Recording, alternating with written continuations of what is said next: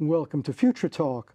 On today's program, we're going to discuss the artificial intelligence revolution. AI is rapidly increasing its presence in almost every area of our lives, and we'll look at how it's likely to affect the entire world in the next few years. My guest is Steve Omohundro, Chief Scientist at AIBrain, which is a leading AI company. In his 35 years of AI research, Steve has been involved with numerous tech startups and research labs. He's also a former computer science professor at the University of Illinois, where he co-founded the Center for Complex Systems Research and designed 2 programming languages. He has a PhD in physics from UC Berkeley, and his goal is to make sure that AI is only used to benefit humanity. Steve, great to have you on the program today. So happy to be here. Steve, one thing that's involved with AI is something called neural nets. Could you give kind of a simplified example, conceptual, just to explain what a neural net is? Sure. Let me give a little context. The field of artificial intelligence was created in the late 1950s as computers were becoming more powerful. People realized, oh my goodness, we might be able to program these computers to behave like human brains, to show some intelligence. And there were sort of 2 approaches that people were exploring. One was sort of viewing intelligence as kind of like mathematical proof, very logical, very precise. They sometimes called those the neats. On the other side were people who felt like that's not how brains work. Brains are made of these cells called neurons that grow in complicated ways, and humans just experience the world. You start out as a baby not knowing anything, and then as you sort of interact with the world, you learn about it. And so sometimes they called those people the scruffies. So the neats and the scruffies were battling for how intelligence works. And one of the very first systems was something called the perceptron, a guy named Frank Rosenblatt, which was an artificial neuron. It was a circuit that behaved in some ways like a neuron. It had weights that combined activities from other neurons and produced an output. And the key to it was that those weights could be adjusted to learn to perform some particular task. And that early neuron has been the thing that has really led to what's the excitement that's happening right now. So it's sort of a feedback loop. It gathers data, makes decisions, gets feedback on the results of those decisions, and then makes more finely tuned decisions the next time? Yeah, exactly. I mean, many of them are used in something called supervised learning, where there's a task like, say, distinguishing dogs from cats. You show it a picture, you give it a bunch of pictures of dogs, and it has a dog output, and you adjust the weight so that those pictures trigger the dog output. You showed a bunch of pictures of cats, you adjust the weights so that the output shows the cat output, and then you show it something new, and it has to figure out, is that a dog or a cat? And starting around 2012, those networks started working remarkably well, and that has led to just a huge revolution in the last 10 years. Now, what are some of the most important uses of AI right now? How are we seeing it show up in our lives? Well, there's a lot of AI research that does very exciting and unique things, some of which don't yet have a lot of uses. One that's got a lot of people worried is called deep fakes, where you can take somebody's face, say your face, take a picture of their face, and insert that into a video of somebody else saying something, and make it so that it looks like the person whose face the picture you have is the one who's saying it. And so that is now widely available. People put it on YouTube all the time. What does it do when you can make a video of anyone saying anything you want? And so that's an example of something which has a potentially big societal implication, and yet it's sort of, that's sort of a fun application. Where it's been really having a big impact are through something called recommender engines, which is every time you do a search on Google, it has to order the things that it shows you. Anytime you're on Facebook, it has to figure out which news stories you might be most interested in. And it's fairly simple AI that underlies those choices, and those choices are affecting the things that you see, your perception of the world, and drive a lot of economic activity through ads. Well, what kind of economic activity? I understand it's very good for business in general because you can calculate the likelihood of selling products, the likelihood that you'll be able to build a product, your supply chain. A lot of very complex things in business could be automated maybe with AI and be a lot more efficient. Yeah, I mean, there's been a huge transformation in business over the past 20 years from what sometimes people call linear companies, companies that make something and then sell it, to what's very popular today are what are called platform companies, which are those companies serve to connect people that produce things with people that consume them. And all of the 7 of the 10 biggest companies in the world today are these platforms. So Google, Facebook, Apple, Microsoft. And they absolutely need AI to perform that function because they have to figure out for a particular product, who is the customer that's most likely to need that product, and for that customer, what product are they looking for? So Amazon is a perfect example of sort of a matchmaking between the products that they sell and the customers that they have. And so that AI is really driving a lot of the economic activity. So it's really getting very well integrated into our whole economic system. Elon Musk had a quote recently. He said, AI is not the icing on the cake, not just an incremental change on top, but it is the whole cake. Like everything depends on it. Absolutely. I think much of this economic infrastructure is being transformed right now as we speak. It won't be long before a lot of the social infrastructure is transformed, and also the military infrastructure. And so pretty much every aspect of our society is going to rely on AI in a fundamental way. And part of the challenge there is to make sure that what life is like is not damaged in that process, so that we retain the human aspect of what we enjoy about our society while making everything much more efficient using AI. Now, is anybody working on making sure it stays benign? Because the people who use AI are not necessarily the same ones who create it, and it looks like there's a lot of competition. It's like the nuclear arms race, the AI race. Whatever country dominates AI dominates the whole world, and that's where we seem to be headed. Yeah, very much so. Every country realizes that this is a very important technology. Vladimir Putin came out and said the country that leads in AI will dominate the world. China has a plan for them to become the preeminent AI country, and the U.S. of course wants to be preeminent. And so there really is a kind of battle. Interestingly, so far, the companies that are involved in it and the research labs tend to be very, very open. They tend to publish most of their work. They tend to even give away the source code for some of their best systems. And so whether that continues as the competition heats up will be very interesting to see. So how does it affect our daily life right now? Has it reached us where, like, in the course of your day, AI is having a big effect on you? I think mostly when you use the internet, that there's typically some simple AI behind the scenes. Every time you do a Google search, you've got some AI going. You've got, there are now translation apps. And so if you run into a web page that's in another language, that app can translate it to English. You can read it. Something that you don't even think much about, and yet there's AI running in the background. Now, when we talk about artificial intelligence, is it really intelligence or is it a simulation? Does human intelligence, is it somehow qualitatively different from machine intelligence? Does human intelligence have something that machines don't have, or is human intelligence ultimately reducible to a bunch of ones and zeros? That's a core question, and I think one of the most fascinating philosophical aspects of artificial intelligence is that it will help us answer that kind of question. One of the very early visionaries about AI was someone named Alan Turing, and he proposed a Turing Test, which is, you have an intelligent system if somebody can't tell the difference between a real human and that system by communicating with them. And we're not quite there yet. Today's systems are getting pretty good at chatting back and forth, but they have a slightly odd quality to them. And so we're not quite at the point where it feels like you're really talking to a human. There's the Alexa app that Amazon has that is very good at retrieving information, but that app doesn't yet sort of convince you that it's a person. Now, there are many types of intelligence. One kind of intelligence is emotional intelligence. Can we have artificial intelligence that is smart about emotions, recognize emotions that people are feeling, or take emotions into account when making decisions? Yeah, that's another key question, since we tend to view our emotional lives as very human in nature.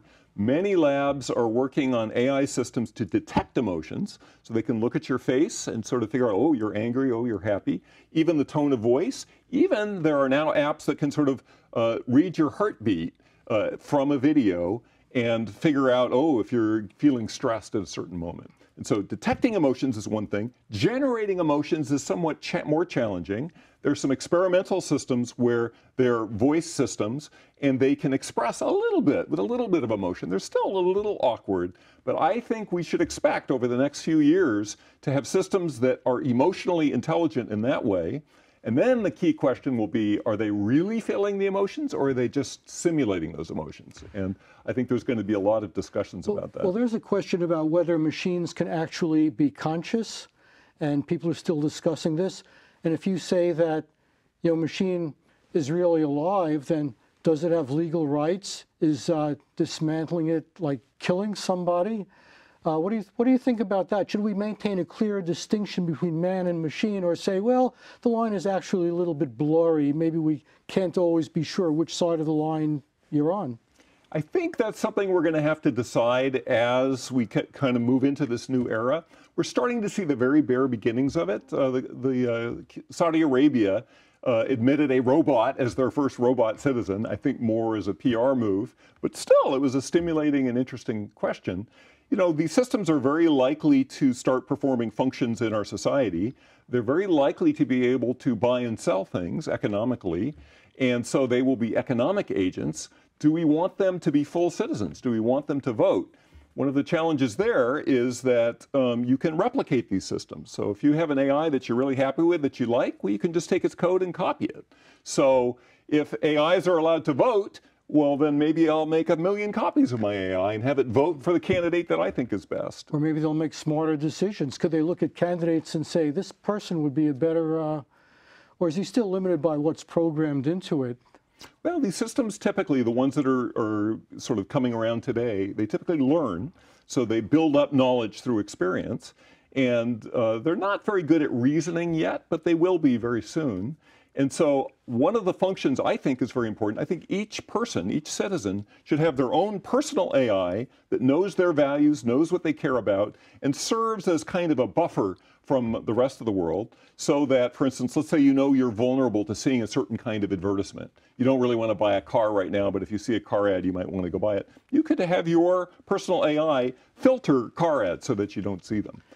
Do you think that as we become more dependent on AI to make our decisions for us, we'll get less intelligent even as the AI gets more intelligent? Well, it's a really interesting question. We kind of offload certain questions to the AI. When I was young, calculators were coming, and many of my friends offloaded their multiplication ability to their calculator. These days, if you want to drive somewhere, typically use Google Maps, and so maybe you don't know how to navigate without the cell phone. And so I think already we're putting certain functions into these devices, but it's not necessarily a bad thing. I mean, that frees up more space and time to do things that maybe you care more about. Now, how can we make sure that machines remain our servants and don't become our masters? Yeah, very critical question. And defining even what that is. Like already today, many people spend a lot of time on their cell phones.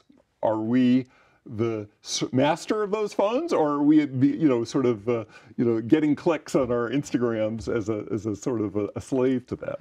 Or if machines can perform most tasks better than humans, then why are humans more important than machines? What if humans are more expendable than machines because machines can do more?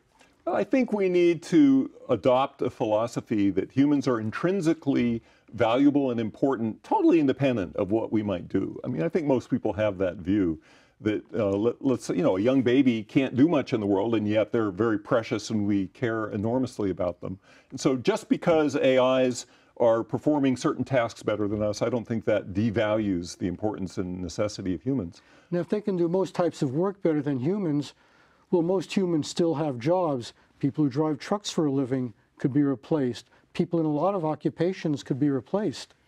I think longer term, they're going to increase the economic productivity so hugely that it won't be necessary for everyone to work in the way that we think of today. The challenge will be people will need to find things that are meaningful to them that they will use their time for. And I think that could lead to a flourishing and wonderful society. Well, the search for meaning is sort of a constant in human life. People are always searching for meaning and purpose. Does AI add any value to that search? Does AI help us find meaning or purpose? Is the purpose of AI just to make our life as easy and effortless as possible, or does it free us up for perhaps nobler pursuits and question in the... Already Alexa, the Amazon app, has access to many of the entries in Wikipedia. And so you can ask Alexa questions and she can find stuff. And so I'm just imagining what it would be like to be a young child who has an Alexa app. That child, anything they're curious about, they could ask Alexa and discover all of the world's knowledge about that topic. And so it's an amazing portal, an entryway into the whole of human knowledge, including philosophical, spiritual, religious ideas. And so that child can use the AI as a tool to gain a richer perspective in those issues. At some point, they have to own it themselves, though. They have to make their own decisions. What's important to them? What's worth doing? What's worth pursuing? Is that something that a machine can tell them what to do, like a machine should choose your career for you? Or are there some things you just have to own that? That's a fantastic question. Today's AIs are not to the level where any person should offload their life purpose to this machine. But, in probably the next decade, I would say, you can have an AI, for instance, that say knows, Stoic philosophy. You may decide, oh yeah, I want to be a really good Stoic. Let me get this AI app that helps me be a better Stoic. At AIBrain, we're working on many apps that we call augmented intelligence, things that help people be more like themselves, be more effective at what they want to do. And in fact, we have an app that helps people deal with their emotion regulation. And so there's a psychologist that's involved in building that. And the app, let's say you're feeling stressed and angry, the app hopefully will help you manage that emotion so that you're more effective in your life. So does the app know that you're stressed and angry, or do you say, I'm feeling stressed and angry now, what should I do about it, app? In the current version, it's more providing information to you. Later versions should detect that and immediately show you things that, maybe play you some music that will help calm you down if that's it. But we're talking about AI as a psychological tool. People go to psychiatrists, they spend a ton of money, go like maybe twice a week for 10 years. Sometimes you don't see much progress. So maybe an app wouldn't be much worse than that. Yeah, absolutely. Even today's very limited AIs, I think, can help a lot. There's certain styles of therapy, something called cognitive behavioral therapy, which are very formulaic in a way, sort of reframing issues. So instead of saying, oh, everybody hates me, you say, oh, maybe one or two people don't like me, but, other people like me, something like that. And AIs today could easily handle that kind of thing. Can AI predict human behavior? So, for example, if someone commits a crime, can AI be used to analyze their life and predict whether they're likely to be a repeat offender? Yeah. What are the implications of that? Huge, huge issues. China, in particular, has been exploring that area. They have something called the social credit score, which, just like in the US, we have your financial credit score. They have something which measures how good of a citizen you are. And if you do enough bad things or you say enough bad things about the Chinese government, your credit score goes down, and that limits things you can do in that society. And so from the West, we tend to look at that and feel like that's very dystopian. But there are elements of it which, I think are going to come here as well.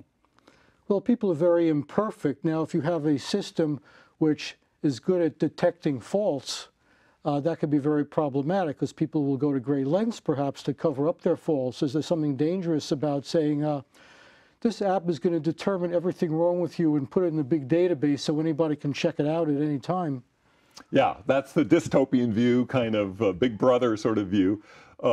There's sort of the flip side of that. There was a wonderful book called The Transparent Society, which sort of has a complement to Big Brother, which is Little Sister, which looks up at the bigger society, the government, the politicians, and empowers the individual in that setting. And so how that balance goes, I think, is going to be really fundamental to the kind of society we want to create. I think AI can be used for either of those functions. So do we basically decide what we think about people? Like, is there a prevailing philosophy in society about people? Like, we assume that people are basically good and decent until proven otherwise, or we assume that people are basically untrustworthy and have to be watched all the time. That's a decision that we have to make, and then we program our machines accordingly. Yeah, one of the fascinating things about AI is that it's very neutral to that kind of decision. That you can build an AI that implements whatever philosophical framing that you would like to have. You can make it implement a social system which is very rigid and is focused especially on eliminating crime, or you can make it so that it enhances freedom and it's all about helping people interact in better ways. It's a choice that every society is going to have to make, and it's coming quite soon, I think. Well, there are certain traits in human history, like the desire to dominate, the desire to rule. That doesn't go away easily, not even for the collective well-being of humanity as a whole. Is it possible that given the kind of drives that people have, AI will end up causing more harm than good? It's a risk. One of the areas where people are doing a lot of thinking about that is in use of AI in the military. Military has very challenging logistic issues. They have to plan in very adverse circumstances. They've got a lot of equipment. They have to make sure everything's working. AI is a perfect tool to help with that. And so every military on the planet is incorporating AI. One of the areas where there's controversy is something called LAWS, L-A-W-S, which is lethal autonomous weapon systems, which is you might have a tank which is driven by an AI, and can that tank decide to blow up a building or shoot somebody on its own accord, or should there always be a human in the loop? And there are various groups around the world right now that are lobbying to ensure that people stay in the middle of those decisions. Well, there are a lot of decisions that have to be made on the battlefield. For example, is it preferable to kill everybody on the other side, or is it preferable to just push them back on the other side of the border, but let them continue? And that sounds like a human decision. And with demographics, right now there are millions of people, refugees driven from their homes. There's no place to go. Should we try to rescue them all, or should we write them off? I mean, we can develop AI to implement either decision, but we can't assign to AI the responsibility for making that decision. We can't pass that decision along. We have to decide how much we value human life. Yes, I agree. And I'm very hopeful that AI will create such economic value that we'll be able to deal with a lot of the issues that are a result of poverty today in much better mechanisms than we have today. Let's talk about some specific applications of AI, like, for example, in the field of medicine. I understand AI can lead to great benefits there. What are some examples of how medical science can be advanced, whether in diagnostics or drug development or preventive medicine? What do we have going on there? We're really in the middle of an explosion of new applications in that area. Early on, some of the first AI systems were for diagnosis. You see a patient's symptoms, and AI can know about every obscure disease. If you've ever watched the TV show House, you could have an AI with all of that kind of knowledge. Didn't really make an impact in actual medicine because doctors really were nervous about having this system that might usurp some of their power. These days, I think those kinds of diagnostic systems are being used in more areas. They're being used for analyzing, say, radiology images, looking for cancer.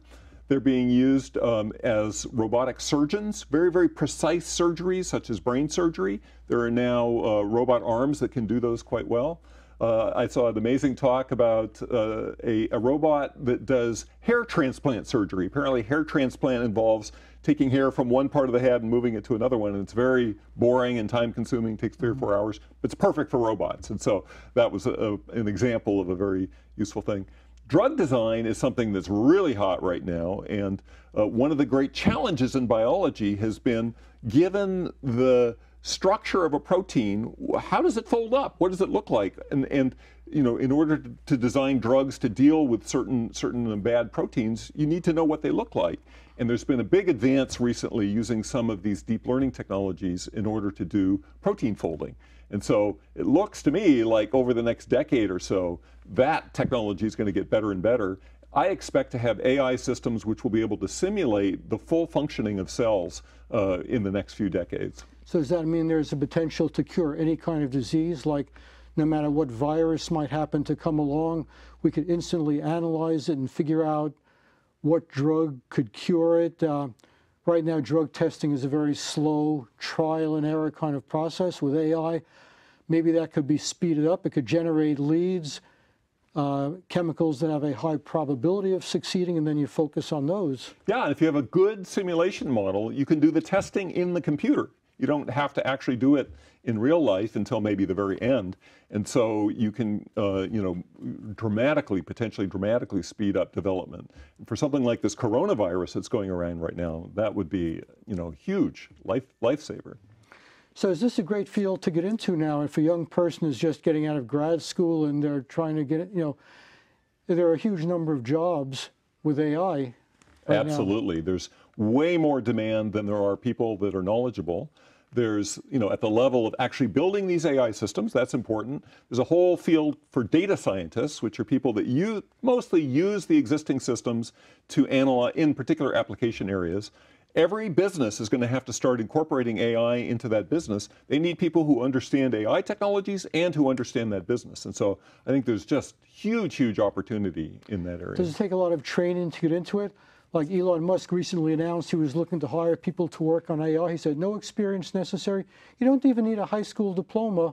All you have to have is a basic ability to code and be willing to work hard, and they could train all the rest. There are different levels. If you really want to invent new AI algorithms, that requires a lot of knowledge, a lot of mathematics, maybe a PhD. But if you just want to use existing algorithms, then in fact many of them have been bundled up into very simple to use things like Elon Musk is saying. And so I think there's a big opportunity for, and a lot of high school students are making, they're taking an existing algorithm and they're using it in a unique and novel situation and getting wonderful results from that. So that's a very exciting, empowering tool. We're just about out of time. Last quick question. Would you say you're basically optimistic that all this AI is going to turn out very well for humanity rather than the reverse? Yeah, I'm an optimist. I've written a number of papers about things that could go wrong. But there are a lot of people thinking about that now, and so I think with proper foresight, we can guide this in a way that's really good for humanity. And I think that's a good note on which to end. I'd like to thank you for being here today. Steve Omohundro, Chief Scientist at AIBrain. This is Marty Wasserman for Future Talk. Visit our website, www.futuretalk.net, and we'll see you next time.